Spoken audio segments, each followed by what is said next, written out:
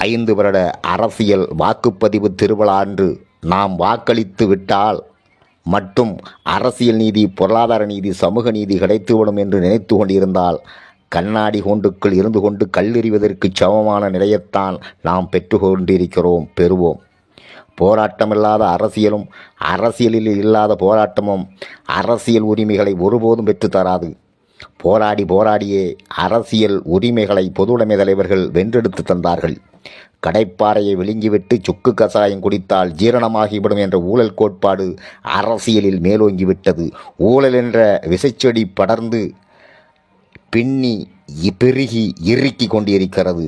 ஊழல் என்பது அன்றாட பேச்சு வழக்கின் வியாபார சொல்லாகிவிட்டது. ஊழல் என்றால் என்ன என்று கேட்ட காலம் போய் ஊழல்தான் அரசியல் என்று புறையோடி போய் கொண்டிருக்கிறது. நேர்மை என்றால் என்ன என்று கேட்கும் அரசியல் களத்திற்குள் நாம் சென்று கொண்டிருக்கிறோம்.